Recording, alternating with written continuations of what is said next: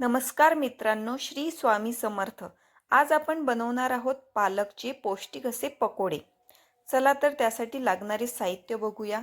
त्यासाठी मी बारीक चिरलेली पालक, सोडा, तिखट, हळद, चवीपुरतं मीठ, कोथिंबीर, उकडलेले बटाटे, लसण जिऱ्याचा पेस्ट, बारीक चिरलेला कांदा आणि बेसन। चला तर आता आपण बनवून घेऊया। त्यासाठी मी एक पातेलं घेतलं आहे। त्यामध्ये उकडलेले बटाटे हे आधी स्मॅश करून घ्यायचे आहेत। ते छान उकडून घेतले त्यामुळे लगेच स्मॅश होत आहेत आणि हे अशा प्रकारे स्मॅश करून घेतलेले आहेत मी। त्यामध्ये 1 ते 1.5 वाटी मी बेसन टाकलेलं आहे। त्यानंतर बारीक चिरलेली पालक टाकलेली आहे। त्यानंतर बारीक चिरलेला कांदा टाकायचा। त्यामध्ये मी लसण जिऱ्याचा बारीक केलेला पेस्ट टाकलेला आहे। त्यानंतर थोडी कोथिंबीर आणि थोडा, जास्त नाही टाकायचा पण थोडा, अर्धा 1 चम्मच आपण खाण्याचा सोडा टाकायचा। त्यामध्ये 2 चमचे तिखट, अर्धा चम्मच हळद आणि चवीपुरतं तुम्हाला मीठ टाकायचं आहे।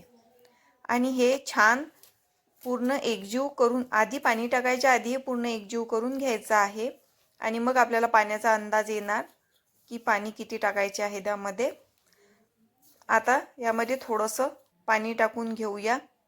थोडं पाणी टाकायचं आणि ते भिजून घ्यायचं। पकोडे निघतील एवढं भिजवायचं, जास्त पातळ करायचं नाही।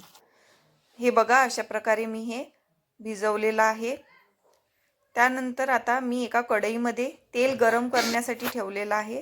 गरम झालेलं आहे आपलं तेल आणि त्यामध्ये छान असे छोट्या आकाराचे, मीडियम आकाराचे, तुम्हाला जसे आवडतील त्या आकाराचे पकोडे तळून घ्यायचे आहेत।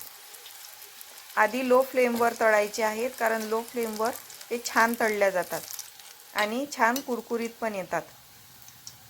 हे बघा, अशा प्रकारे थोडेसे लालसर होऊ द्यायचे आणि हे आपले पकोडे आता झालेले आहेत आणि हे आपण आता काढून घेऊया। छान झालेले आहेत बघा, दिसताच तोंडाला पाणी सुटत आहे। खूप छान झालेले आहेत आणि अशा प्रकारे पूर्ण पकोडे आपण तळून घेऊया। हे बघा, आपले पकोडे तयार आहेत। खाण्याला खूप टेस्टी आहेत आणि दिसायला पण खूप छान आहेत। तुम्ही एकदा नक्की करून बघा। आवडल्यास माझ्या व्हिडिओला लाईक करा आणि चॅनलला सबस्क्राईब करा। धन्यवाद।